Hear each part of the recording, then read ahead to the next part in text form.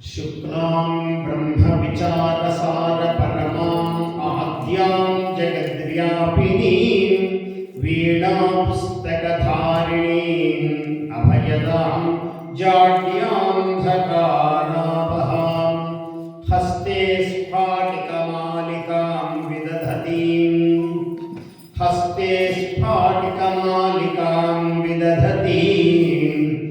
पद्मासने संस्थितां त्वां गौरीं परां त्रिपुरां परात्परकणां श्रीचक्रसञ्चारिणीं सकुङ्कुमविलेपनाम् अलिकचुम्बिकस्तूरिकां समन्दहसिते क्षणां सशरचापपाशाङ्कुशाम् अशेषजनमोहिनीम् अरुणमाल्यभूषाम्बरां जपाकुसुमभासुरां जपविधौ स्मरेदम्बिकाम्. అమ్మవారి మహిమ తెలియాలి అంటే అసలు ప్రపంచమంతా అమ్మవారే ఉంది. ఈ లోకాలోకములన్నీ కూడా అమ్మవారి యొక్క శక్తియే నిండి ఉన్నది. మొదట్లోనే ఒక శ్లోకం చెప్పారు, చాలా సంతోషమైంది ఇవన్నీ నేర్చుకుంటూ మీరందరూ చెప్తూ ఉన్నందుకు. భవాని త్వం దాసే శివశక్త్యాయుక్తో యది భవతి శక్తః ప్రభవితుం నచేదేవం దేవో న ఖలు కుశలస్పందితుమపి అతస్త్వాం ఆరాధ్యాం హరిహర విరించాదిభిరపి ప్రణంతుం స్తోతుం వా కథం అకృతపుణ్యః ప్రభవతి. శంకరుల వారు ఆదిశంకరులు, సాక్షాత్ కైలాస శంకరుడు. ఆయన సౌందర్యలహరి, శివానందలహరి అని రెండు అద్భుతమైన స్తోత్రాలు రచించారు. ఆయన ఎన్నో స్తోత్రాలు రచించారు, ఎన్నో ప్రకరణ గ్రంథములు రచించారు. ప్రకరణ గ్రంథములు అంటే వేదాంత గ్రంథములు. సామాన్యంగా సాధారణమైన వాళ్ళకి అర్థమయ్యేవి కావు. కొంచెం వేదాంతంలో పరిణతి చెందిన వాళ్లకు అర్థమయ్యేవి ప్రకరణ గ్రంథములు అన్నారు.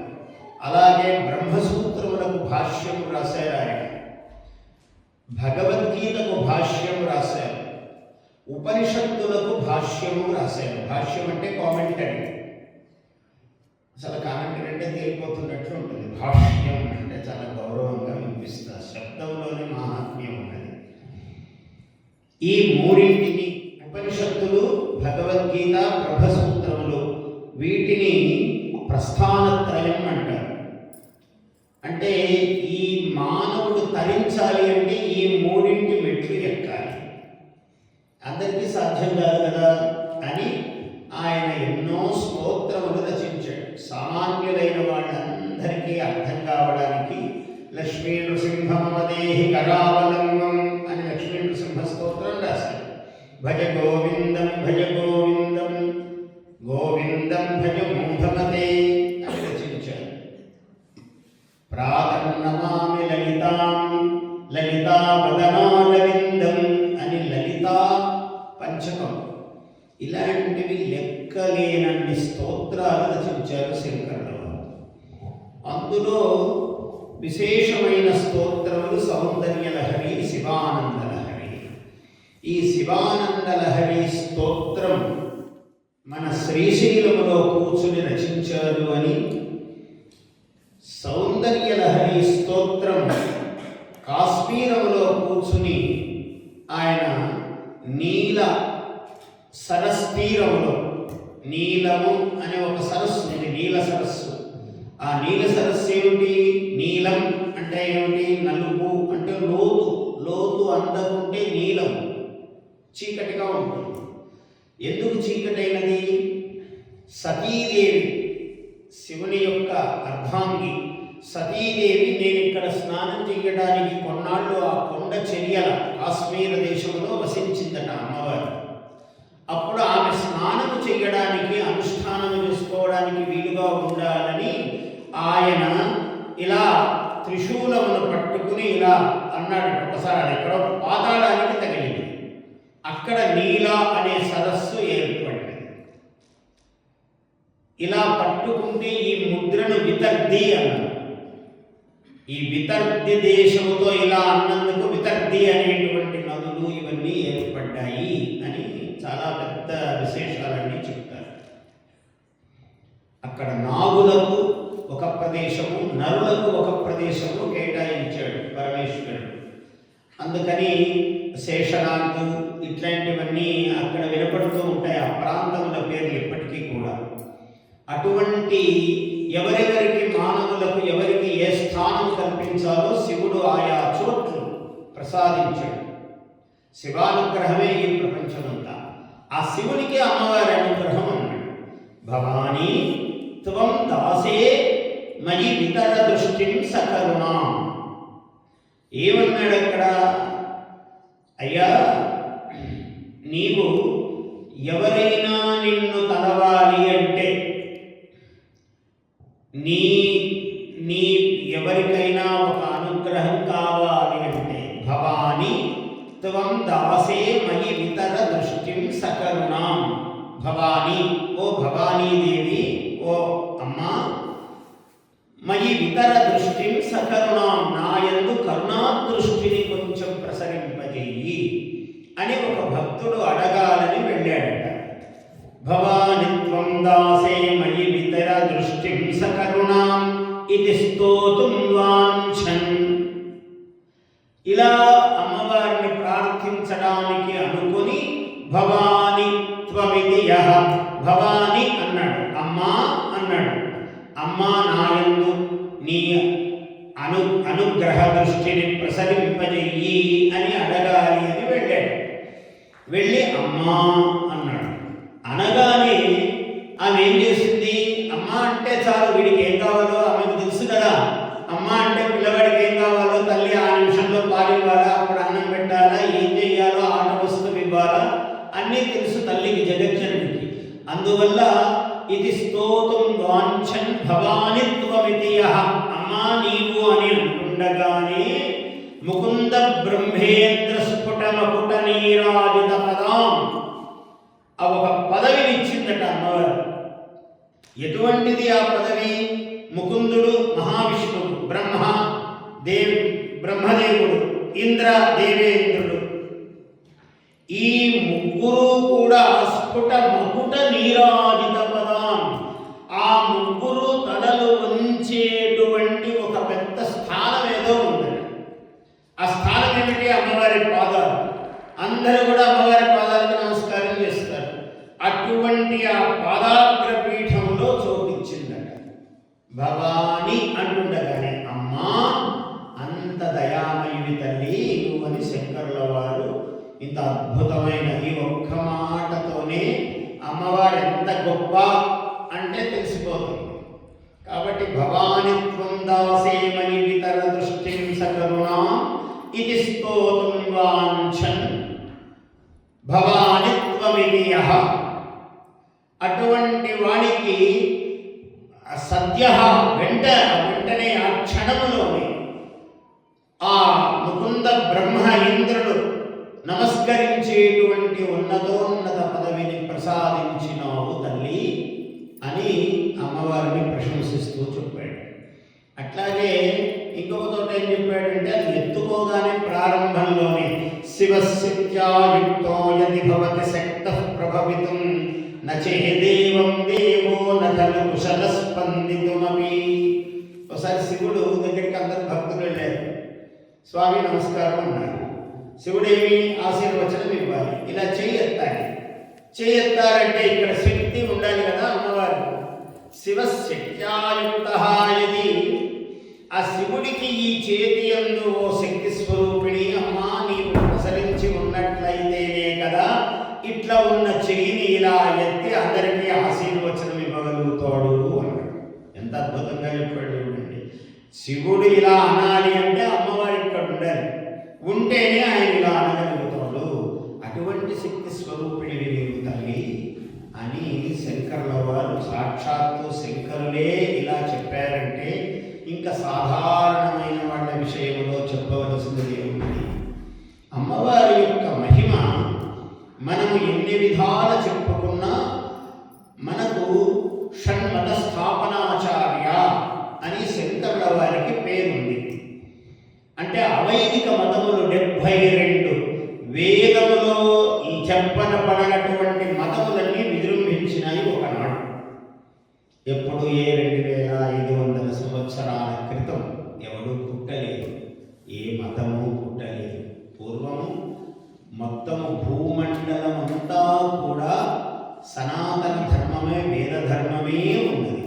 అందుకని ఇప్పటికీ మీరు ఏ దేశంలో చూసినా, ఏ భూమి త్రవ్వినా ఎక్కడో ఒక శివలింగము దొరుకుతుంది, ఎక్కడో అమ్మవారి యొక్క విగ్రహం దొరుకుతుంది, ఎక్కడో ఒక పానవట్టము లింగము దొరుకుతుంది, ఎక్కడో ఒక మహాలక్ష్మి విగ్రహం దొరుకుతుంది, ఎక్కడో మహావిష్ణువు దొరుకుతాడు.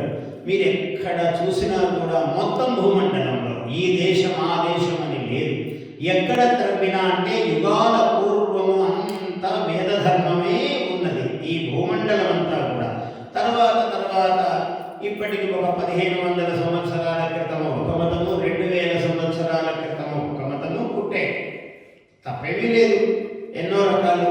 అయితే వాళ్ళందరూ కూడా చాలా గొప్ప కాపీయిస్టులు, చాలా చక్కగా కాపీ చేయగల ప్రతిభావంతులు. దానికి కూడా మళ్ళీ మనవాడని పెట్టాడు, వాడైతే సరిగ్గా చేయడని మనవాళ్ళకే వారికి శాస్త్రీయ శర్మ అని పెట్టి కూర్చొని రాయండి అయ్యా అన్నాడు.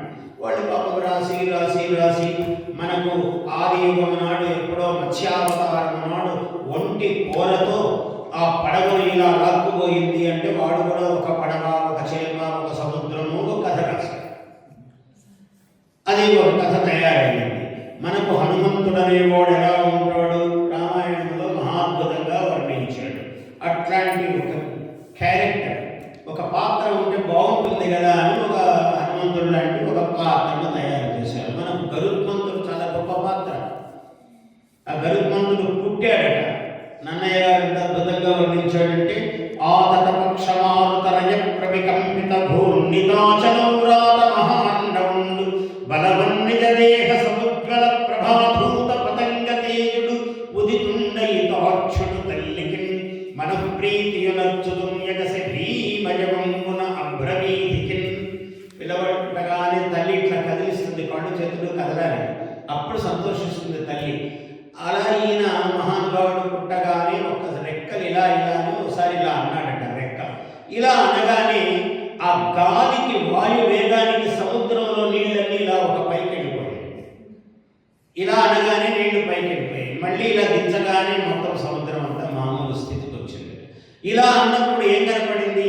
ఆ సముద్రం అట్టడుగున ఉన్నటువంటి పర్వతాలు, నాచులు, రత్నాలు, ఇంకా ఏమేమో సర్పములు, మొత్తం ఏం కావాలో అన్నీ కనపడ్డాయి. గ్రాఫిక్స్ పద్యం ఎంత అద్భుతంగా నన్నయ్య గారు రాశారు. దీనికి చాలా పెద్ద గ్రాఫికల్ స్టేచర్ ఉంది. దీనికి అంత చేయగలిగితే ఎంత గ్రాఫిక్స్ అయినా చేయొచ్చు, వరకు రోజులు పడుతుంది దానికి చేయడానికి.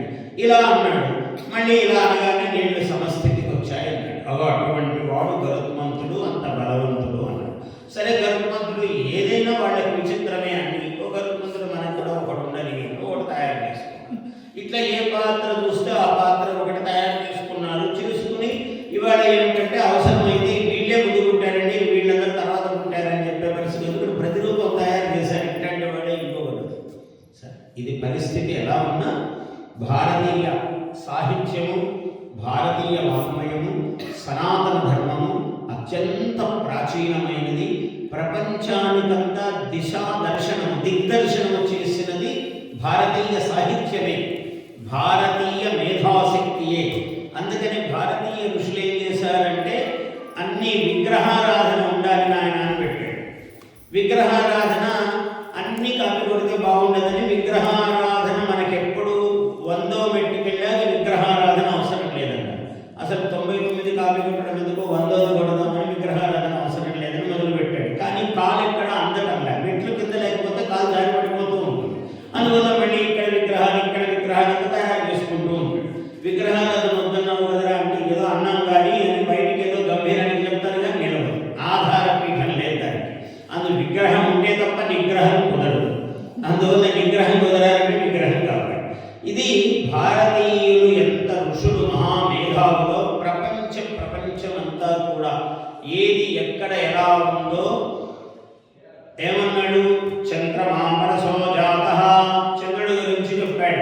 చంద్రమావాం పుష్పం పుష్పవాన్ ప్రజావాన్ పశుమాన్ భవతి అన్నాడు. చంద్రమావాం పుష్పం, చంద్రుడు జలపుష్పమైనటువంటి గ్రహము అన్నాడు. చంద్రుడిలో నీళ్లున్నాయని ఇప్పుడు మన వాళ్ళు కనుక్కున్నారు. ఇంకో 100 ఏళ్ళు పోతే నీళ్ళే ఉన్నాయంట. ఆ నీళ్ళే ఉన్నాయన్నమాట మన వాడు చెప్పాడు. ఋషి ఇక్కడ కూర్చొని ఓ చెట్టు కింద కూర్చొని జ్ఞానము తపస్సు ఇలా దర్శనం చేసి అన్ని దేశాలను అభివర్ణించాడు. ఇప్పుడు హిరణ్యఖండ అన్నాడు. ఆఫ్రికా మొదలైన భూఖండములన్నింటినీ సూర్య రశ్మికి దగ్గరగా ఉంటాయి కాబట్టి భూగర్భములో బంగారం ఏర్పడుతూ ఉన్నది కాబట్టి దానికి హిరణ్యక ఖండము పేరు. విమానాలకు వేసుకుని వెళ్ళలేదు, అక్కడ గనులు తవ్వలేదు, అక్కడ చెట్టు కింద కూర్చొని ఋషులు కాశీలో గయలో ప్రయాగలో కూర్చొని చెప్పారు మొత్తం ప్రపంచం ఎట్లుంది. కేతుమాలా ఖండము అన్నాడు, క్యాంట్ మాల్ అన్నాడు. కేతు ఎలా ఉంటాడంటే ఇలా ఇంగ్లీష్లో టీ ఆకారం లాగా ఇలా తోకచుక్కలాగా ఉంటుంది.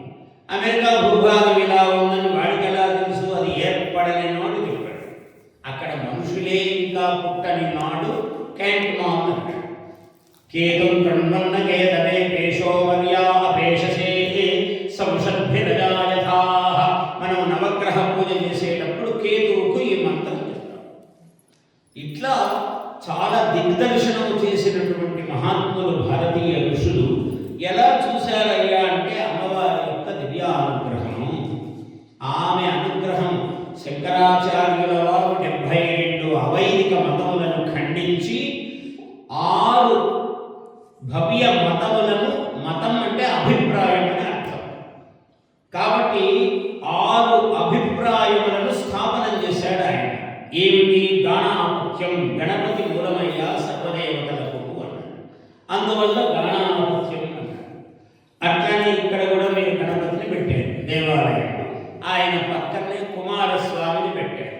కాబట్టి ఆ శక్తి షణ్ముఖుడు ఆయన ఒకటి. అలాగే శాక్తేయం అన్నాడు, అంటే శక్తి అమ్మవారి స్వరూపం శాక్తేయం. ఇలా అట్లాగే శివ, విష్ణు, శైవులు అంటే శివుడికి సంబంధించినటువంటిది, విష్ణు సౌరం సూర్యుడికి సంబంధించింది. ఈ 6 భవ్య మతములు అని స్థాపన చేశారు. అవే మనం అందరం కూడా ఇప్పుడు ఈ పంచాయతన పూజ, ఈ స్థాపించినటువంటి 6 మతాలను, మతములు అంటే అభిప్రాయం, ఈ మతములు కాదు, అట్లాంటి ధర్మాలను మనం పాటిస్తూ వస్తున్నాం. మనం ఏ కార్యకలాపం చేసినా నవగ్రహ పూజ, అష్టదిక్పాలక పూజ ఇవన్నీ కూడా చేస్తాం. అందువల్ల భగవంతుని యొక్క సృష్టిని నేను పూజించను అనను. మొత్తం 4 భాగాలు అన్నాడు. త్రిపాద ఊర్ధ్వబుధై పురుష అన్నాడు. ఆ పరాత్పరుడు అనేవాడు 3 పాదములు. ఇంకో పాదం ఏమిటయ్యా? పాదోస్య విశ్వాభూతాని అన్నాడు. ఆ తక్కిన ఒక పాదము ఈ ప్రపంచము, సమస్త భూతములు అన్నీ కలిపి ఒక పాదము. మొత్తం 4 పాదములు పరమేశ్వరుడి స్వరూపం అన్నాడు. అసలు వాడు ఆయన. ఏమిటి, ఎలా చెప్తామయ్యా అన్నాడు. ఈ కనపడేదంతా కొంచెం అంత నిజం కాదురా అన్నాడు. ఇన్ని మిద్యలు, మేడలు, పౌండ్లు, డాలర్లు కనపడుతూ ఉంటే అబద్ధం అంటే వింటామా మనం? అదెట్లా స్వామి, ఏమన్నా ఎందుకు చెప్పారు ఇట్లాంటి మాట అంటే, అలా కాదు నాయన. విశ్వం దర్పణ దృశ్యమాన నగరీ తుల్యం నిజాంతర్గతం అన్నాడు. ఏమీ లేదు, అద్దం ముందు నిలబడు, నీకు చెప్తాను అన్నాడు. ఓ అద్దం చూపించాడు. అద్దంలో మనమే బ్రహ్మాండంగా కనపడుతున్నాం. ఇక్కడేదో మసకైంది, ఇక్కడ బొట్టు పెట్టుకున్నాం బాగుంది, ఇక్కడేదో కొంచెం చిన్న ఇలా విభూతి పెట్టుకున్నప్పుడు ఇట్లేదో అయింది అనుకోండి, దీన్ని తుడవాలి. అద్దం మీద తుడిస్తే పోదు, ఇక్కడ తుడిస్తేనే పోతుంది. అద్దం మీద ఎంత తుడిచినా పోవడం కాదు, ఎందుకంటే అది నిజం కాదు, అది ప్రతిబింబం, బింబం ఇక్కడ ఉంది. అట్లనే పరమేశ్వరుడు అన్నవాడు నిజం నాయన. ఆయనలో ఆభాసముగా కనపడేది ఈ సర్వ ప్రపంచం, ఆయనలోని ఒక భాగం. అందువల్ల ఇది నిజము కాదు, అది నిజం. అందుకే ఇది ఈ రోజు ఉన్నట్టు ఇంకొక క్షణం ఉండదు. దీనికి సంసార అని పేరు పెట్టారు. సంసరతి సరతి ఇది సంసార అంటే క్షణ క్షణం మారిపోతూ ఉంటుంది. మీరు కూడా అనుకుంటారు కదా, ఏముంది అప్పటి హైదరాబాద్ కానే కాదండి, అసలు ఆ వీధులే కాదు, అసలు అవే బిల్డింగ్లు అండి, అవే ఇక్కడ అసలు ఇట్లా పోతే ఇక్కడ ఒక ఇది వచ్చేదండి, అది లేనే లేదు, ఇప్పుడు అది రోడ్డే లేదు, దారే లేదు, అంతా మారిపోతుంది. అసలు ఆ కాకినాడే కాదండి, ఆ వరంగల్లే కాదండి, మొత్తం మారిపోయింది. ఆ మంథని అసలు ఎట్లా ఉండేదండి, మా ఊరు మొత్తం మారిపోయింది. అంటే క్షణక్షణము మారిపోయేదాన్ని సంసారము జగత్ అన్నారు. అతిశయేన గచ్చతి గచ్చతి ఇది జగత్ అన్నారు. ఎప్పుడు మారుతూ ఉండడమే దాని లక్షణం, ఏదో అది జగత్ అన్నాడు.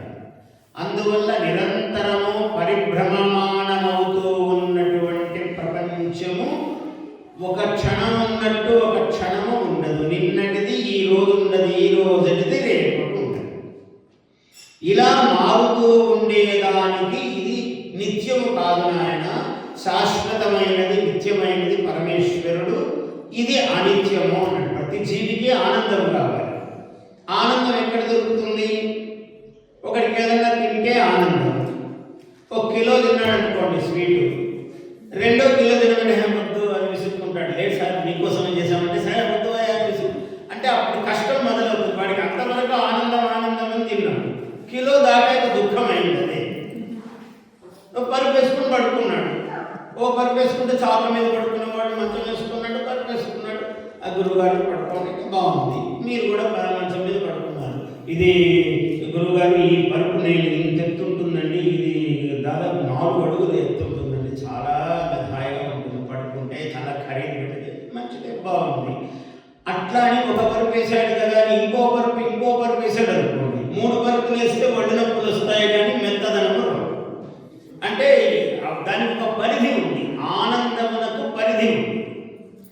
అలా ఒక ఆయనకు పెళ్లి కాలేదు గురువుగారు ఒకటే జాతకాలు చూస్తూ మంచి అమ్మాయి పెళ్లి వచ్చింది, మంచి కోడలు వచ్చింది గురువుగారు. మరి పెళ్ళి అయినాక ఏమో ఎందుకమ్మా సంతోషంగా లేదంటే ఏం కాయలేదు గురువుగారు, ఇప్పుడే 3 ఏళ్ళు అయిపోయింది అని అన్నాడు. మళ్ళీ అప్పుడే దుఃఖం. సరే పిల్లలు అయ్యాక మళ్ళీ ఇంకేదో కావాలి, ఏదో పలాంటి సీట్ కావాలి, మళ్ళీ వీసా రావాలి, అన్నీ ఒకదాని మీద ఎప్పుడూ తృప్తి ఉండదు. ఇక్కడ సంతోషం ఉంది అనడానికి లేదు, ఆ సంతోషం మారిపోతూ ఉంటుంది. ఒక పిట్టలాగా ఓ పిట్ట గోడ మీద కనపడితే బాగుందని చూసేప్పుడు ఇంకో కొమ్మ మీదకి, అక్కడి నుంచి ఇంకో కొమ్మ మీదకి, ఇలా ఎగిరిపోతూనే ఉంటుంది. ఆనందం అనేది అట్లా ఉంటుంది, ఒక చోట స్థిరంగా దానికి రూపము లేదు. ఇది స్థిరమైన ఆనందం ఎక్కడుంది? స్థిరతరానంద స్వరూపాయతే. శివుడి గురించి చెప్పాడు. స్థిరతరమైన ఆనందం ఎవరి స్వభావం అంటే పరమేశ్వరుని యొక్క స్వభావం.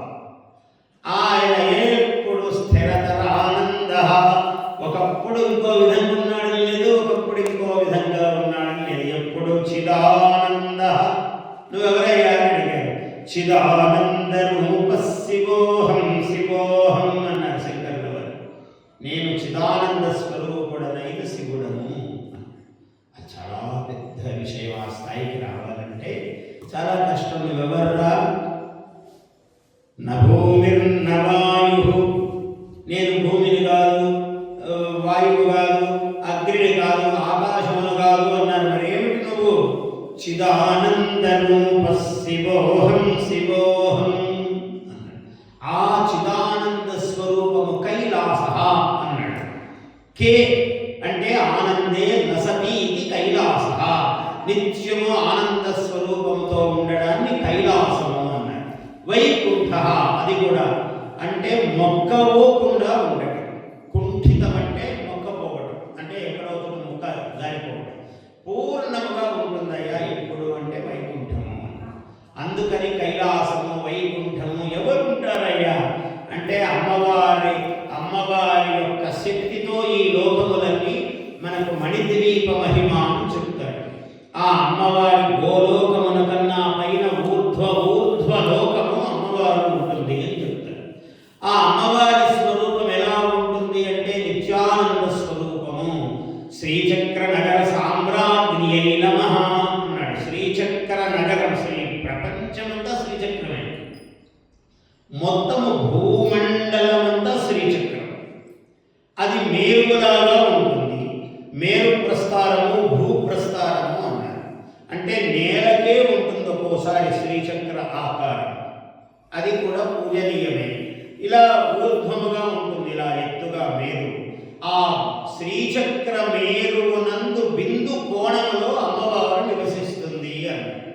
అమ్మవారు ఇక్కడ నివసిస్తే చుట్టూ ఎవరున్నారయ్యా? సమస్త ప్రపంచములోని దేవతలందరూ ఉన్నారు, దేవతా శక్తులన్నీ ఉన్నాయి ఈ చుట్టూ.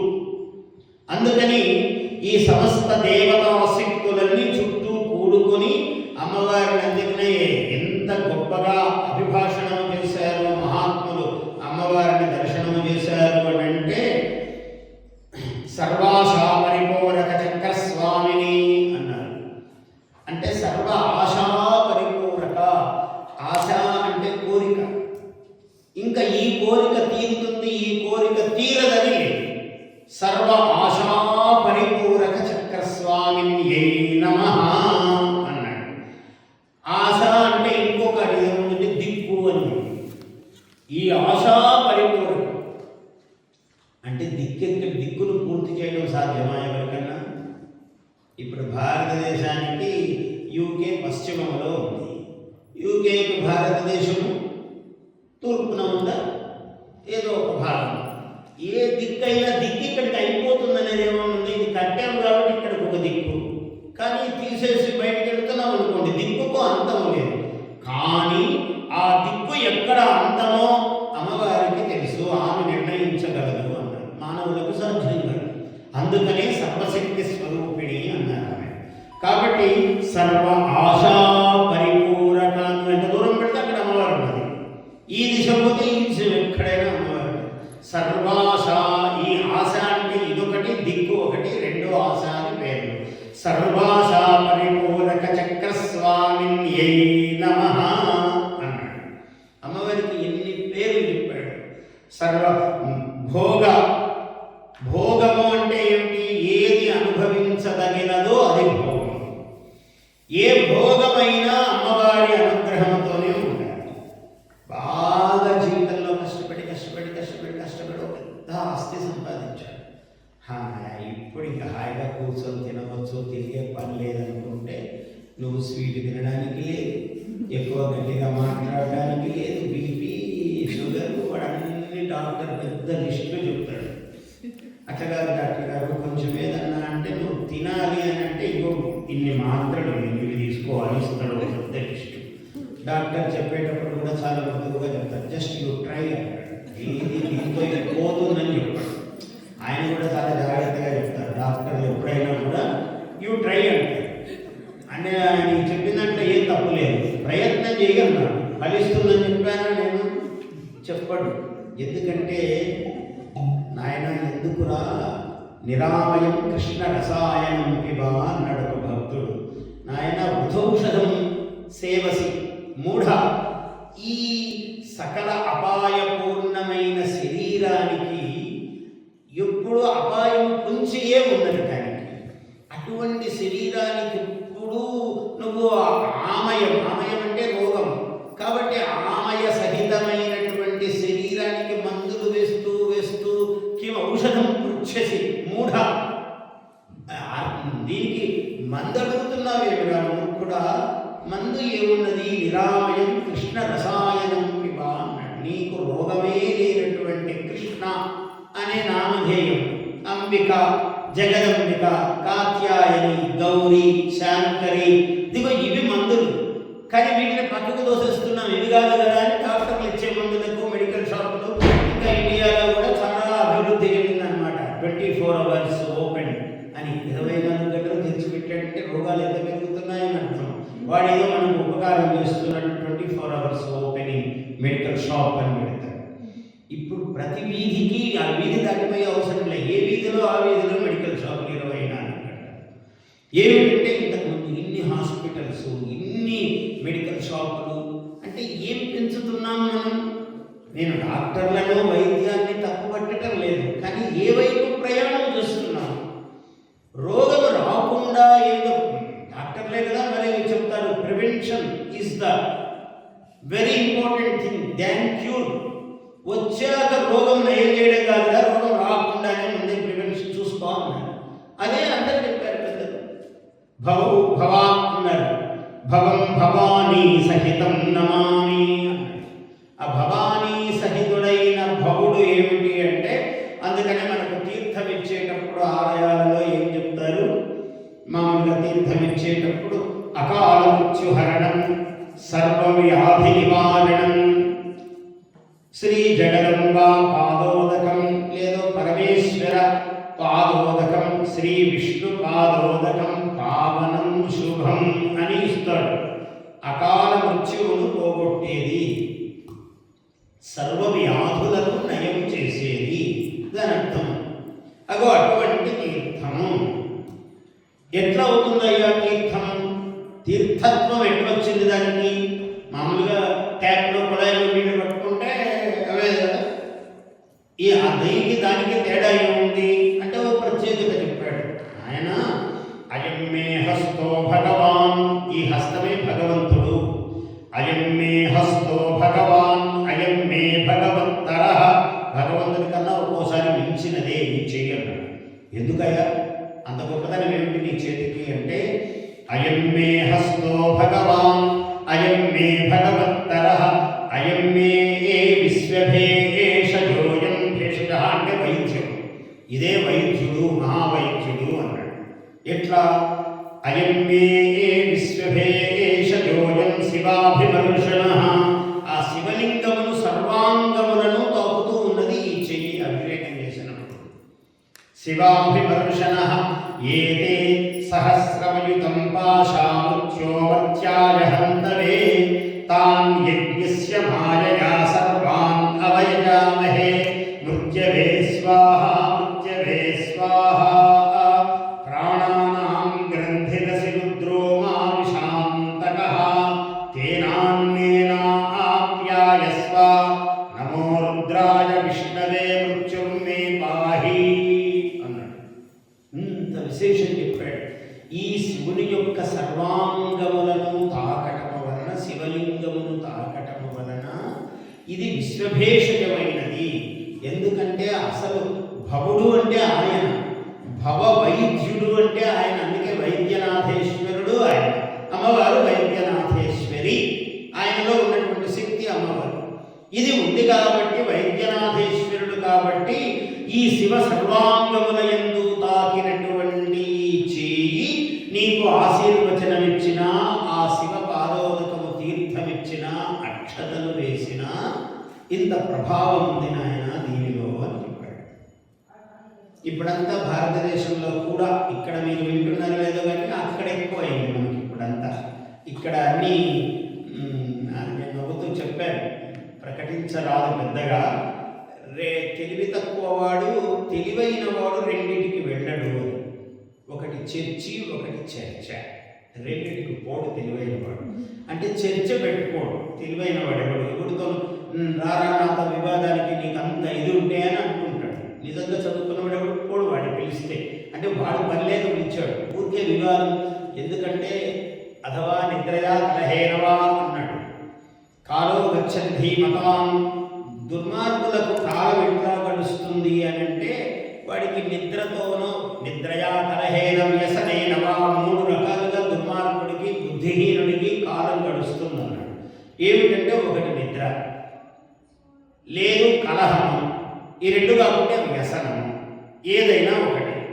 ఆ వ్యసనము అంటే వాడికి ఇంకా పగలు రాత్రి అదే ఉంటుంది. గెలిచిన వాడెవడు లేచిపోవడానికి ఉండదు, ఓడినవాడు కూర్చోబెడతాడు. వాడు మళ్ళీ గెలుస్తాడు, వీడు ఓడిపోతాడు, అప్పుడు వీడు కూర్చోబెడతాడు. ఇంతకు ఇద్దరు లేదు, రాత్రి రోజులు గడిచిపోతూ ఉంటాయి, ఇద్దరు ఆడుతూనే ఉంటారు. ఎందుకు ఆడుతారు అంటే ఇదే రహస్యం. గెలిచిన వాడెవడు, ఓడినవాడు గెలిచిన వాడిని లేవనివాడు. అందువల్ల వ్యసనం ఇలా సాగుతూ ఉంటుంది. నిద్రయా ఏ పని లేకుండా పండుకుంటాడు, కలహేనా పోట్లాట పెట్టుకుంటాడు. అందువల్ల చర్చలకు ఎప్పుడూ పోరాడు. ఊరికనే పోట్లాట పెట్టుకుంటే ఏం ప్రయోజనం లేదు. నీకు అంత ఇది ఉంటే రారా నాతో యుద్ధానికి అంటాడు. ఇప్పుడు పోడు, చదువుకున్న వాడేవాడు ఆ పని లేదు. అందువల్ల ఇవన్నీ ఇట్లా తయారవుతూ ఉంటాయి. ఇవన్నీ మనము తగ్గించుకోవాలి. తగ్గించుకొని అమ్మవారి యందు మనస్సు నిలపాలి. ఒక విచిత్రమైన ఒక శ్లోకం చెప్పాడు ఆయన. అయ్యా కాశ్యాం ఆస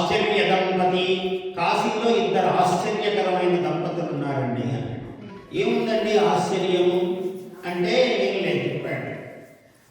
సాచా పన్నా సకస్థాను అన్నాడు.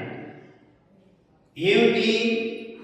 లతా కాచిత్ లతా కాపి తరుకోపి కాశ్యాం ఆశ్చర్య దంపతి.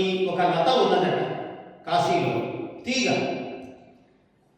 ఒక తరు ఉందట, ఒక చెట్టు ఒక తీగ ఉండడం పెద్ద ఆశ్చర్యం ఏముందండి అంటే చెప్తున్నానయ్యా, తొందరపడద్దు. లతా కాపి తరుకోపి కాశ్యాం ఆశ్చర్య దంపతి సాచా పర్ణ సచస్థాణు అన్నాడు. ఆ లత ఏమో ఆ పర్ణ ఆకులు లేని లత.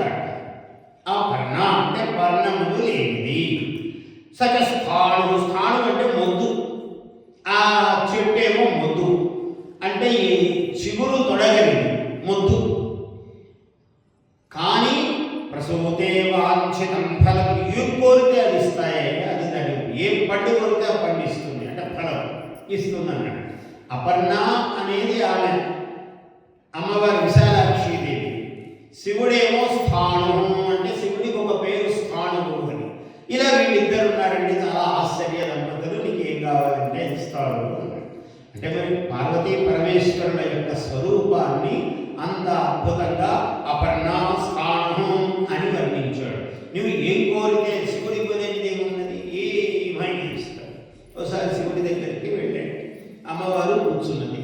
శివుడు ఉన్నాడంటే అమ్మవారు ఉన్నదని అర్థం. సగం దేహంలో ఉంది కదా, సగం ఆమె సగం ఆయన. అందువల్ల శివుడు అంటే అమ్మవారు కూడా అపరిహార్యముగానే ఉన్నది, ఆమెను విడదీయలేకుండానే ఉన్నది అని. కాబట్టి భక్తులు వెళ్ళాడు. మెడనాగన్నకు ఒక్కటే బుసబుసల్. నేను మొన్న వచ్చినాను స్వామి మిమ్మల్ని చూద్దామని కైలాసానికి, కానీ మీరు బాగా బిజీగా ఉంటే ఆ రోజు అసలు మాట్లాడడానికి కుదరలేదు. ఎందుకులే మీరే మీ పనిలో ఉన్నారని నేను వచ్చేసినాను అన్నాడు. అది ఎట్లా వచ్చిన వాడిని అంత దూరం నాతో మాట్లాడాలి కదా అన్నాడు శివుడు.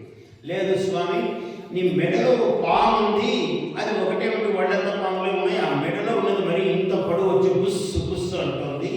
ఇక దాని భయానికి నేనెక్కడక్కడ కూర్చునేది, ధ్యానంలో కూర్చున్నామని కళ్ళు మూసుకుంటా, కానీ పాము భయం ఒకటి ఎక్కువ నాకు. అందువల్ల ఉండలేకపోయాను ఎక్కువసేపు.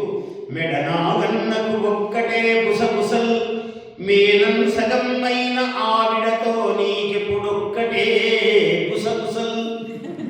సగం శరీరంలో అమ్మవారు. భార్య పక్కన ఉన్నవాడు, సంగీతం వచ్చినవాడు ఊరికే ఉండడు అని అంటుంటారు మామూలుగా. ఇలా తాళం వేసుకోలేవు. భార్య పక్కన ఉంటే ఏదో గుర్తొస్తుంది, ఆ ఇంటికి మనం తాళం సరిగ్గా వేసామంటారు అంటే నాకే చూసి మీరే కదా చూసుకోవాలి అని అంటుంది. ఇలా ఏదో ఒక కాన్వర్సేషన్ సాగుతూ ఉంటుందన్నమాట. కాబట్టి మెడనాగన్నకు ఒక్కటే బుసబుసల్, మేనం సగమైన ఆవిడతో నీకెప్పుడొక్కటే బుసబుసల్. ఇక్కడ బుసబుస, ఇక్కడ గుసగుస. వీక్షించి మీ చందం ఎక్కడ లేనంతగా నెత్తిపై గుసగుసల్ గంగమ్మకు. ఈ గుసగుస గుసిన గుసగుస. అందుకని స్వామి వచ్చినాడు కానీ ఈ గుసగుస గుసగుస గుసగుసలు శబ్దాలే ఎక్కువైపోయి నా గొడవేలా ఉన్నవిందువయ్య.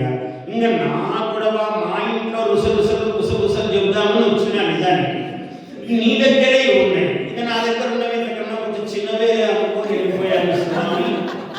మరి నీ దగ్గర ఉన్నంత పెద్ద పెద్దవే భయంకరమైనవి కాదు. ఏదో తిడితే తిడుతుంది, ఆమె కోపం వస్తే కోపం వస్తూ మట్టిగా వేస్తే పడితే ఊరుకుంటుంది. మళ్ళీ మరుసటి రోజు అయ్యో పాపం తగిలిందే చెప్పాలి, ఏదో ఉంటామేమో ఏదో రాసి మళ్ళీ మందు రాసి బాగా చూస్తుంది.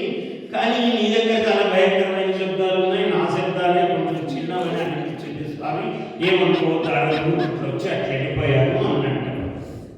అట్లా భక్తులు చమత్కారం అంటే పరమేశ్వరుడు కదా, ఆయన అంత దగ్గర వాడు, మనలో ఒకడు. అందువల్ల ఆయనతో ఆడని పరాచికాలు లేదు, ఆయన మీద వెయ్యని చలోక్తులు లేవు. ఏది వేసినా నవ్వుతాడు, స్వీకరిస్తాడు. చల్ల నీళ్ళు, ఐసు గడ్డ నీళ్ళు పోయండి, ఆయనకి ఏమన్నా చల్లనిపిస్తుందా? చిదానందం అట్లనే ఉంటాడు. అసలు ఆయనే ఒక మంచు లింగం. అమరనాథు అక్కడ పోతే మంచుతో అద్భుతంగా లింగం ఏర్పడుతుంది. ఎట్లా ఏర్పడుతుంది అందరికీ ఆశ్చర్యం. ఆ ఋతువులో ఆ సమయంలో మాత్రం ఇన్ని నెలల పాటు ఉంటుంది. ఎక్కడ వెళ్ళినా జీవధార పోస్తూ ఉండాలి తల మీద. ఏం అడగడం, ఏ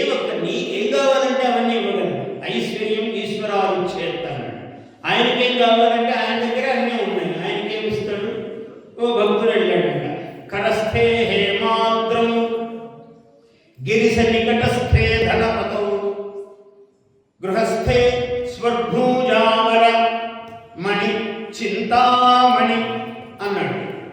అయ్యా శివ, నీకేమన్నా ఇద్దామని వచ్చినాను, నిజానికి చెక్ బుక్ తీసుకొని వచ్చినాను, ఇద్దామన్నాడు. అర్థంలే, ఏదో ఇంత బాగా చెప్తున్నారు గురువు గారు, ఏదో అనుకొని వచ్చామంటే మన సంగతి కాదు, ఆయన సంగతి. సరే ఇద్దామని వస్తే ఆయన త్రిపురాసుర సంహారం చేసినప్పుడు ఇలా బంగారు కొండని ఇట్లా పట్టుకున్నాడు, విల్లులాగా. ఎడమ చేత్తో పట్టుకున్నావు బంగారు కొండను. నీకు నేను ఏమి ఇవ్వగలను? ఇంత బంగారు ఎన్ని కిలోలు అంటే ఇవ్వగలను నేను? ఏం పెద్ద, అందువల్ల నీకు బంగారు ఇస్తే ఏమి ఇవ్వగలనబ్బా అనుకుని ఆగిపోయాడు. సరే అట్లా కాదు, ఏదైనా చెక్ రాసిద్దామని వచ్చినాను నేను. చెక్ బుక్ అయితే దగ్గర తీసుకొని వచ్చిన, బంగారం వద్దలే, డబ్బులు ఇద్దామని మంచి పౌండ్స్ ఏవో రాద్దామని అనుకుని చెక్ బుక్ కూడా తెచ్చినాను. కానీ గిరిశ నికటస్థే ధనపతం, అక్కడ కుబేరుడు ఇట్లా ఉన్నాడు ఆయన పక్కన. ఆయన నవనిధులకు అధిపతి. ప్రపంచములో ఉన్నటువంటి సర్వధనరాశులకు, ఈ ధనరాశులన్నీ చాలా చిన్నవి ఆయన ముందు, ఇంకా ఆయన దగ్గర ఇంకా చాలా ఉన్నాయి. ఇటువంటి ధనానికి అధిపతి ఇలా ఉన్నాడు, చేతులు పుచ్చుకొని స్వామి ఎవరికి ఇమ్మంటారు, ఏమి ఇమ్మంటారు అని. ఆయన చూస్తే, అమ్మవారు ఇలా చూస్తే ఊరికే దుర్మాత్రం చేత వాళ్ళకి అవన్నీ ఇస్తుంటాడు ఆయన. ఆయన ఇలా నిలబడ్డాడు ముద్రతో. ఇంకా నీకు ఏమి చెక్కని రాయాను నేను, చిక్కుబడిపోయాను నేను, ఏమి రాసినా నా చెక్కు పనిచేయదు నీ దగ్గర. సరే పోనీ వద్దనుకున్నా. ఇలా నీకు లేనిదేదో నేను ఇద్దామని చూశాను, కానీ అన్నీ ఉన్నవాడు అయిపోయావు పరమశివ. కానీ ఒక్కటి నీ దగ్గర లేనిది నా దగ్గర మాత్రమే ఉన్నది, ఒకటి ఉంది అన్న. ఏమిట్రా అంటే, మనశ్చైకం పుష్పం భవ పశుపతే. కోటి పుష్ప పూజ చేశాడు, కానీ ఈ కోటిలో ఈ మనస్సు అనే పుష్పము లేదు. వీడెక్కడో మనసు తిరుగుతోంది, వీడు మొబైల్ చూసుకుంటున్నాడు, ఎక్కడెక్కడో పరుగుతుంది. ఏమన్నా ఆసుపత్రి నుంచి ఫోన్ వస్తుందా, ఎవరన్నా పేషెంట్ ఉన్నారా, డాక్టర్ అయితే, ఐటీ అయితే ఇంకోటి వాళ్ళ ఆఫీసర్ ఏమన్నా పిలిచాడా, రకరకాలైన వృత్తులు, పనులు, ప్రవృత్తులు ఎక్కడెక్కడెక్కడో పరిగెడుతుంది. వీడు మనసు మాత్రం ఇక్కడ, ఒరే కోటి పువ్వులు వేశావే, మనస్సు అనే పుష్పం వేశావా? స్వామి మర్చిపోయాను నేను, అది ఎక్కడుందో ఎక్కడో తిరుగుతుంది, దాన్ని పట్టుకురావాలి. కాబట్టి మన పుష్పం చైకం భవ పశుపతే, ఇదొక్కటి నీకు ఇస్తాను స్వామి అన్నాడు. నాకు కావలసింది కూడా అదేరా, ఈ కోటి పువ్వులు సరే ఎవరైనా తెచ్చేస్తారు, కానీ అస్సలు ఈ మనఃపుష్పం, మనఃపద్మం ఉన్నదే, ఇది వెయ్యి అక్కడ అన్నాడు. ఇట్లా చిత్ర విచిత్రంగా భక్తులు అమ్మవారి దగ్గర, అంటే మనం కోటి కుంకుమార్చన అని కూర్చుంటాము. అది చాలా గొప్ప విషయం. కోటి కుంకుమార్చనను విమర్శించకూడదు, గొప్పది అది. అయితే కోటి కుంకుమ వేస్తున్నప్పుడు ఆయన హ్రీం శ్రీం శ్రీమాత్ర నమః, ఆయన హ్రీం శ్రీం శ్రీమా, ఆయన హ్రీం శ్రీం శ్రీమా అని అక్కడేదో మాట్లాడుతుంది. ఆయన హ్రీం శ్రీం శ్రీమాత్ర, ఆయన హ్రీం శ్రీం శ్రీమాత్ర నమః అని ఇక్కడ ఈ సైగలు, అంటే మనస్సంతా ప్రపంచమంతా తిరుగుతూ ఉంటుంది. అందువల్ల ఎక్కడెక్కడో తిరుగుతుంది, కానీ ఐం హ్రీం శ్రీం శ్రీమాత్రే నమః మాట మాత్రమే ఇక్కడ నడుస్తున్నది, కుంకుమ మాత్రమే పడుతున్నది, మనస్సు ఇక్కడ ఉండటం లేదు. ఉంటే ఈ కోటి కుంకుమార్చన గొప్పది, చాలా పుణ్యాత్మలు చేసే పని. ఐం హ్రీం శ్రీం చాలా బీజ మంత్రములు చాలా గొప్పవి. ఈ ఐం హ్రీం శ్రీం అని పలుకుతున్నప్పుడు, లలితా పూజ చేస్తున్నప్పుడు, కుంకుమార్చన చేస్తూ ఉన్నప్పుడు మరి మనస్సు ఇక్కడ లగ్నం కావాలి. ఆ మనస్సు లగ్నము కనుక అయితే అందుకే చెప్పాడు, అయ్యా నీకు మనస్సు లగ్నం కావాలంటే ముందు గురుభక్తి కుదరాలి. గురువు ఎవరు వెతుక్కోవడమే సరిపోయా. ఏ గురువు దగ్గర ఎక్కువ కార్లు ఉన్నాయి, ఎక్కడ ఎవరు బాగా పెద్ద ఇది, ఏ గురువు గురించి ఎక్కువ ప్రకటనలు ఉంటాయి, సోషల్ మీడియాలో ఫాలోవర్స్ ఎక్కువ ఉన్నారు, కామెంట్స్, ఇన్ని చూసి కానీ మనం గురువుని ఎంచుకోవాలి. ఇవి కాదు గురువుని ఎంచుకునే మార్గం. ఇవన్నీ చూసి గురువు అన్నీ బాగుండొచ్చు, అసలు బోధనాశక్తి ఉండకపోవచ్చు, తపస్సు గురువు అంటే. కాబట్టి శిష్యుల శిష్యహితాయ కో గురువు, ఎవరు గురువు అని ప్రశ్న వేసుకుని శంకరుల వారు సమాధానం చెప్పాడు.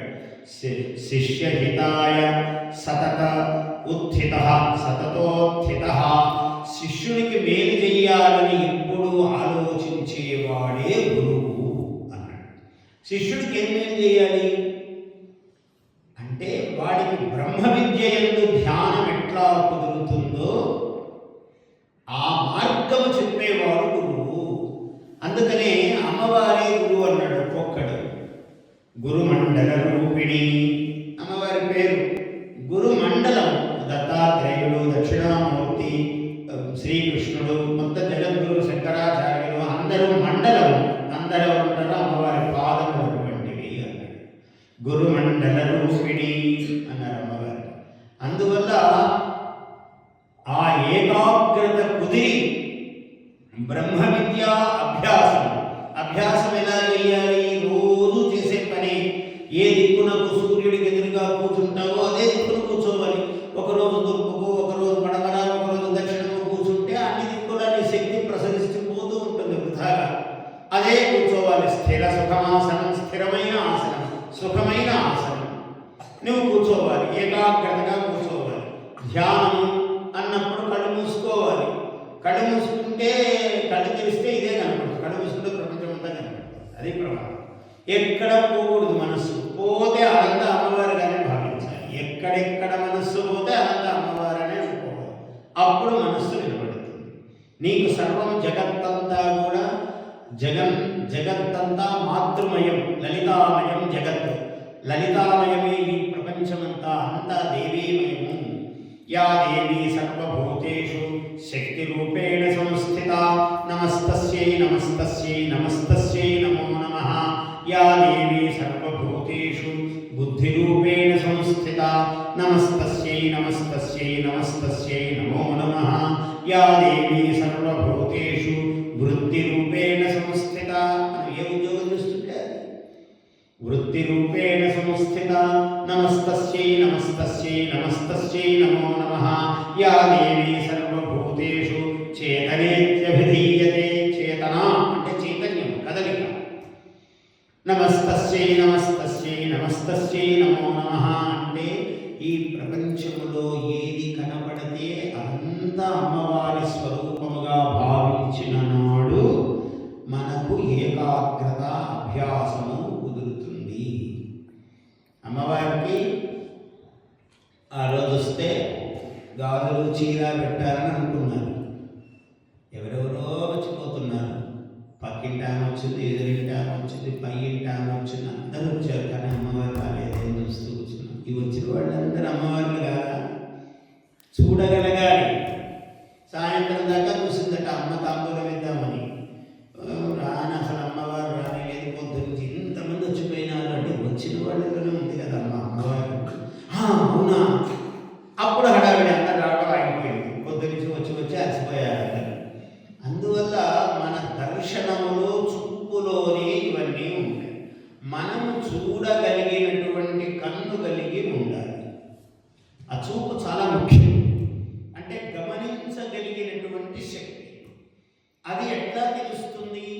ఎప్పుడైతే సర్వము భగవన్మయమని చూస్తామో అప్పుడు నీకు ఆ దర్శనం కలుగుతుంది.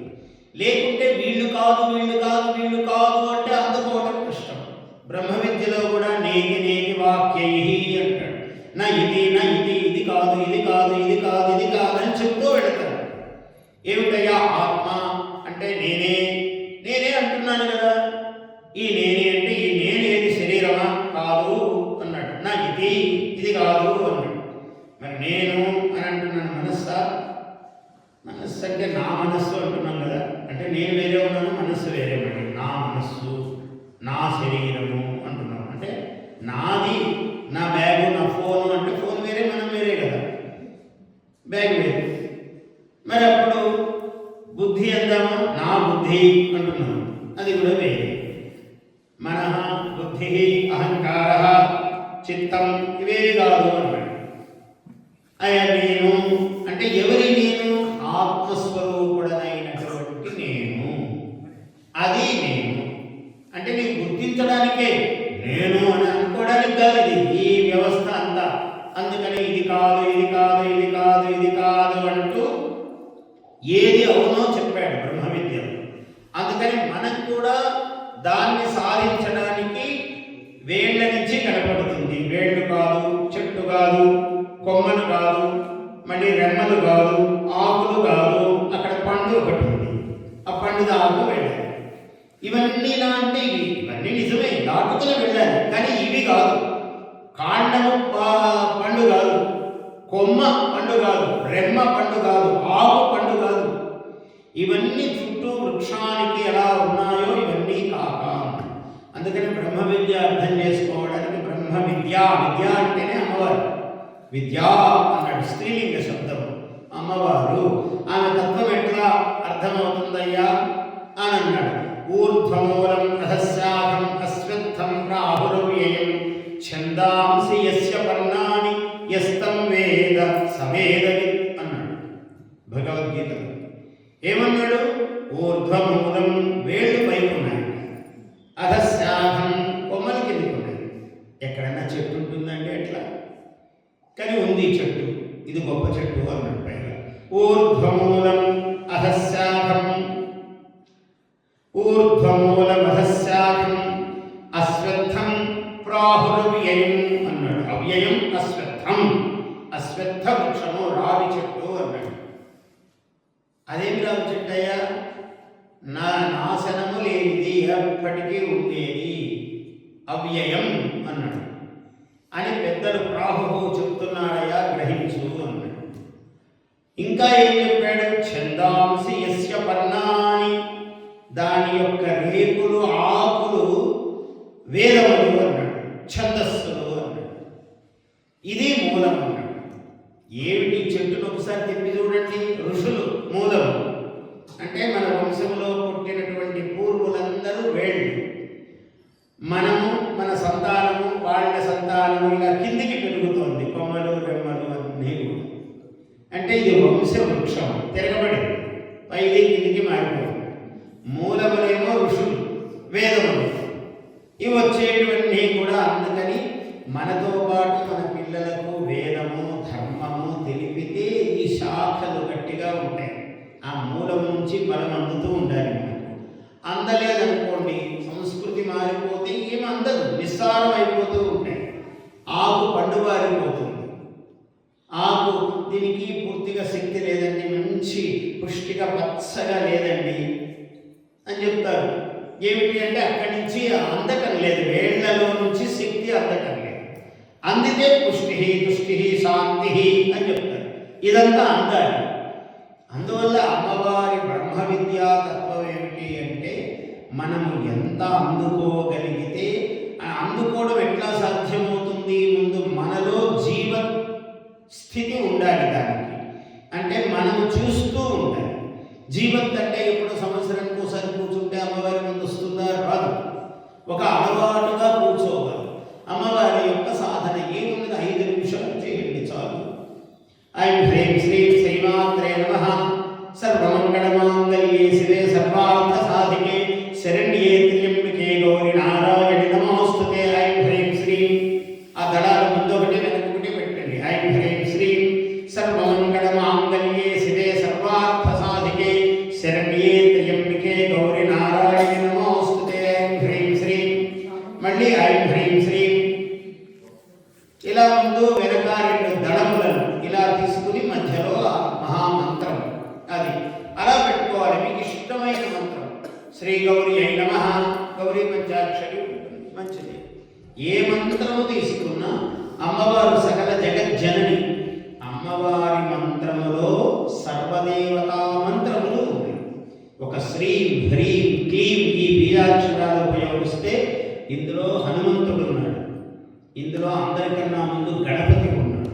గణపతి ఉన్నాడు, హనుమంతుడు ఉన్నాడు, వీరభద్రుడు ఉన్నాడు, విష్ణువు ఉన్నాడు, శివుడు ఉన్నాడు, సుబ్రహ్మణ్యుడు ఉన్నాడు, సౌరం సూర్యశక్తి ఉన్నది, అమ్మవారి శక్తి ఉన్నది, ప్రపంచములో మహాలక్ష్మీదేవి ఉన్నది. ఎన్ని శక్తులు ఉన్నాయో అన్నీ ఇందులో ఉన్నాయి. ఐం హ్రీం శ్రీం అని తీసుకుంటే అందుకని జగజ్జనని అన్నారు. అందుకని పూర్ణ విద్య అన్నారు. నవాక్షరి 9 అక్షరాలు ఉంటాయి, 15 అక్షరాలు ఉంటాయి, పంచదశి 16 అక్షరాలు ఉంటాయి. మంత్రంలో షోడశి మంత్రము. ఏ మంత్రమైనా పెట్టుకోండి, ఇవేవి కాదు. ఐం హ్రీం శ్రీం శ్రీం హ్రీం క్లీం ఏ బీజములైనా తీసుకోండి. ఎవరో ఒక గురుముఖంగా నేను చెప్తున్నాను కాబట్టి అందరికీ ఉపదేశం అయిపోయినట్లే, వేరే అక్కర్లే. శ్రీం హ్రీం క్లీం, ఐం హ్రీం శ్రీం. ఏది మనస్సుకి ఇష్టమైతే అది పెట్టుకోవచ్చు. ఇందులో ఐం ఉంది, శ్రీం లేదే అనుకోకర్లా. ఏ బీజమైనా సర్వబీజ స్వరూపం. ఐం హ్రీం క్లీం, అది చాముండా మంత్రమునకు మూలం. ఐం హ్రీం క్లీం అంటే శ్రీం హ్రీం, ఐం హ్రీం శ్రీం, శ్రీం హ్రీం ఐం.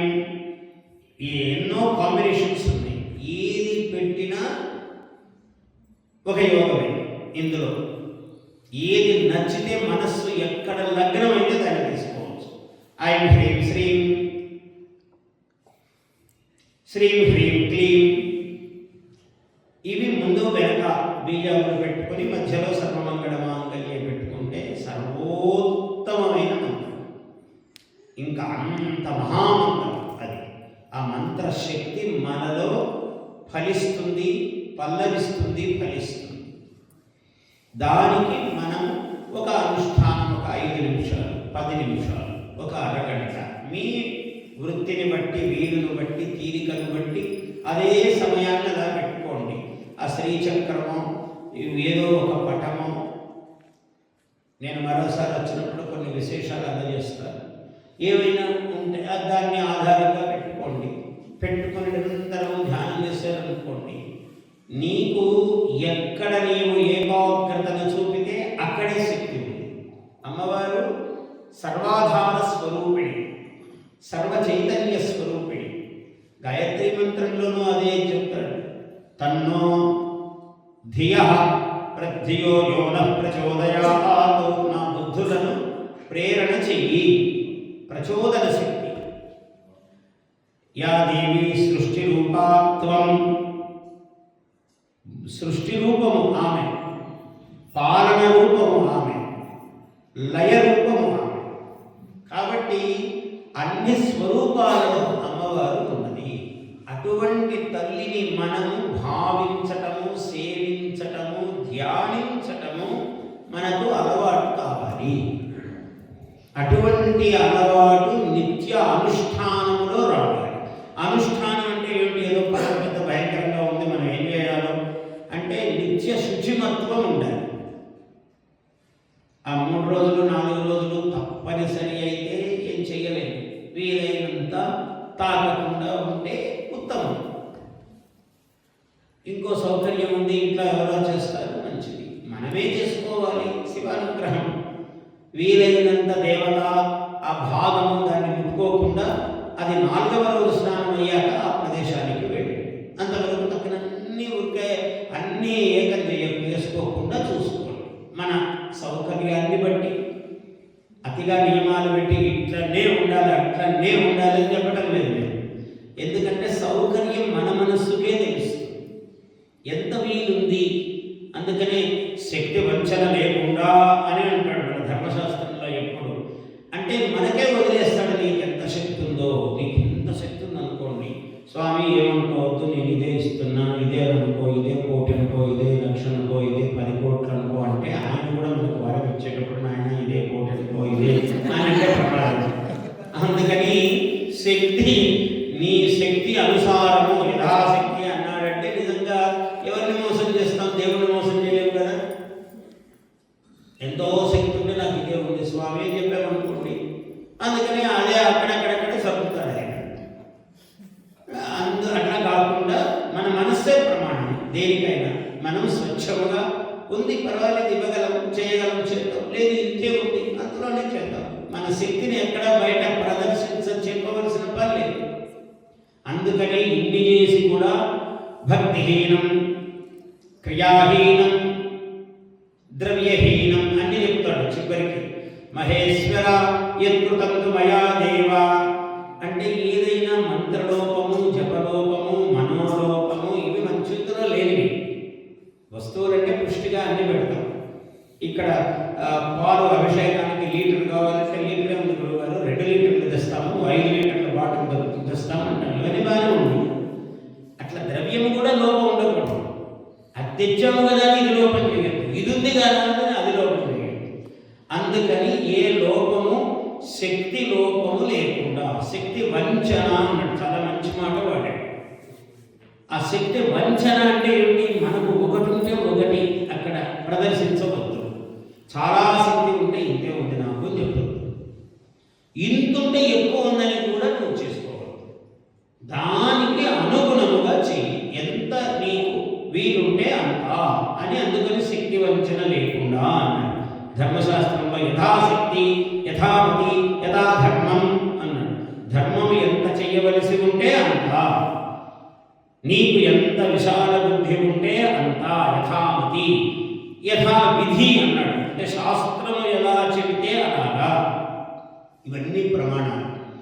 వీటిని మనం ప్రమాణాలుగా పెట్టుకుని తాంబూలము ఫలము చందనము దివ్యాహారము అమ్మవారికి ఏది ఇష్టమో అది, ఎవరు గురుస్వరూపమో వారికి ఏదైనా ఇవన్నీ సంపూర్ణముగా చేసుకోవడము, అనుష్ఠానము చేయడము, స్నానము దానము, వీటికి విశేషమైన ఫలాలు చెప్పారు. స్నానం చేయవలసినప్పుడు చేయటం, ఒక్కొక్క మాసంలో స్నానం అంటాడు. ఇది మీకు కర్మభూమి కాకపోయినా కర్మభూమికి సంబంధించినటువంటి వారే ఇక్కడ ఉన్నారు కాబట్టి ఆయా కర్మలు ఇక్కడ చేసినా వాటి ఫలములు అందుతాయి. ఇక్కడ కుదిరినంత చేశారు 100 సార్లు, ఒక్కసారి భారతదేశంలో చేస్తారు, పూర్ణమే. చాలామంది భారతదేశంలో కూడా అడుగుతుంటారు, మేము గయ్యకు పోయొచ్చాం గురువు గారు, అక్కడ శ్రాద్ధం అంతా పెట్టొచ్చాం, ఇంకా అక్కడ పెడితే ఇంకేం పెట్టక్కర్లేదు కదా అంటే తప్పించుకోవడానికి. అక్కడ పెట్టినా రోజు చేయవలసిందే, నువ్వు మళ్ళీ తప్పడానికి లేదు. అక్కడ పెడితే విశేషమే, కానీ ఇక్కడ విశేషం లేదు. కర్మ అన్ని చోట్ల చేయవలసిందే, అక్కడ చేయటం విశేషం అంతవరకే. అక్కడ చేసాము కదా ఇక్కడ మానడానికి. అందువల్ల కర్మ ఎందు శ్రద్ధ కలిగి, కర్మ అంటే భగవద్గీతలో కూడా ఇవన్నీ చెప్తాడు చాలా స్పష్టంగా. ఏమయ్యా కర్మ జాయసీ చేత్ కర్మణస్తే మతా బుద్ధి జనార్దన మన్నటి వాడే అర్జునుడు, మన అన్న. అంటే సందేహాలు మనకన్నా అన్న ఆయన, మనకున్నవే ఆయనకున్నాయి. ఆయన అడిగాడు, ఏమయ్యా కర్మయోగము కన్నా సన్యాసయోగము జ్ఞానయోగము గొప్పదన్నావే, మళ్ళీ నన్ను తత్కిం కర్మని ఘోరేమాం నియోజేసి కేశవ, ఇంత మహాయుద్ధంలో బాణం మీద వీడిని అంటున్నావు. ఇంత ఘోరమైన కర్మన, కర్మ అంటే ఏదో జపమాలు పెట్టుకుని పూజ చేయమని చెప్పడం లేదు నువ్వు. ఇంత ఘోరమైన యుద్ధ కర్మలో నన్ను నియోగిస్తున్నావా? నాకేమో కర్మ కన్నా సన్యాసము, దానికన్నా జ్ఞానము గొప్పది అని చెప్తున్నావు. నన్ను కన్ఫ్యూజ్ చేస్తున్నావు. వ్యామిశ్రేణ ఇవ వాక్యేన, నన్నంతా కొంచెం అటు ఇటు కథగాబులకం చేసి చెప్తున్నావయ్యా నాకు అని అడిగాడు. పాప ఆయనకు అర్థం కాలేదు. ఊరే పిచ్చివాడా, నేను అన్నాను కానీ కర్మ గొప్పదేరా, కర్మను వదలమని చెప్పలేదు. కర్మ సన్యాసము అంటే కర్మ ఫల సన్యాసం. కర్మ చెయ్యాలి, అంతా పూజ చేసి మనము సహస్రనామార్చన, కోటి కుంకుమార్చన చేసి ఏతత్ఫలం సర్వం శ్రీ పరమేశ్వరార్పణ వస్తు, కృష్ణార్పణ వస్తు అంటున్నాడు. జగదంబిక చరణారవిందార్పణ వస్తు. కోటి కుంకుమ చేసి అమ్మవారి పాదాలు కనిపిస్తావా? అదే త్యాగం. నీకేం ఫలం మీద అధికారం లేదు, వదిలి. ఆమె పాదాలు వదిలేస్తే ఏమి కూడా ఆమె నీకు ఇస్తుంది. ఇదంతా నాకే కావాలంటే నీకు తెలియదు ఎలా తీసుకోవాలో. అంటే పెద్ద హై క్వాంటిటీ ట్రాన్స్ఫార్మర్ ముట్టుకోవడం లాంటిది అన్నమాట.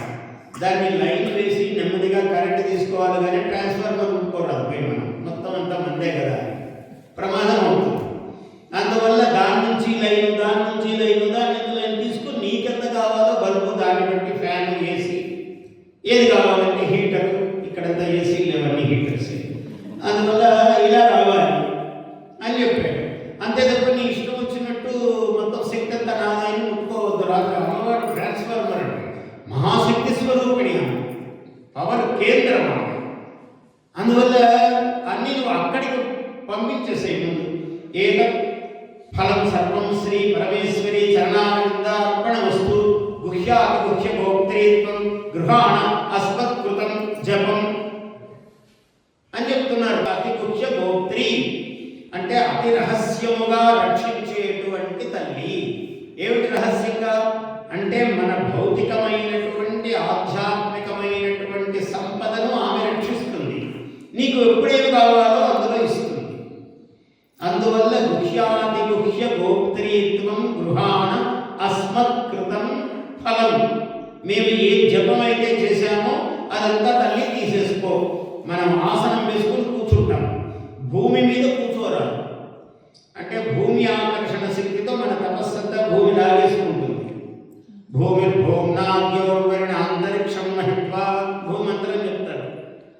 అలాంటి భూమి మందిరానికి ఒక చాప వేసుకోవాలి, ఏదైనా చెద్దరు ఏది మీకు లభిస్తే అది వేసుకొని కూర్చోవాలి.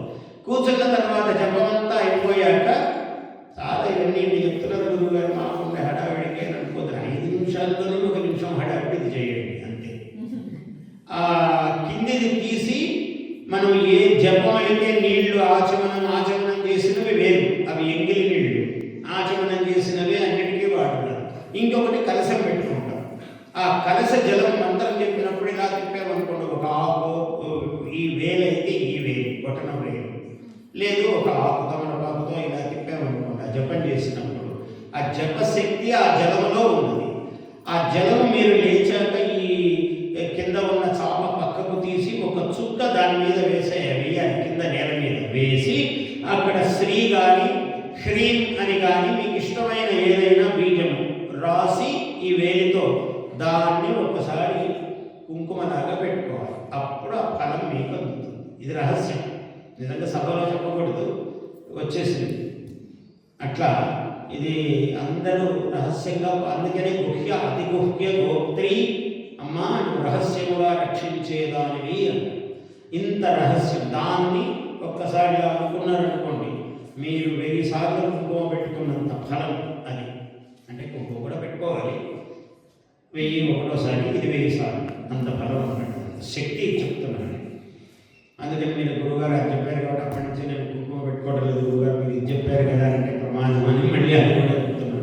అంటే అన్వయాలు చాలా ఎక్కడెక్కడో వెళుతూ ఉంటాయి, గురువు చెప్పిన దానికన్నా శిష్యుల అన్వయం చాలా గొప్పగా ఉంటుంది. అందుకని జాగ్రత్తగా చెప్తున్నాను. అలా చేసుకుంటే అమ్మవారి యొక్క జపము మీకు సంపూర్ణంగా ఫలిస్తుంది. తల్లులారా అందరికీ కూడా ఆశీర్వచనము. Please subscribe to our YouTube channel. Like and share this video.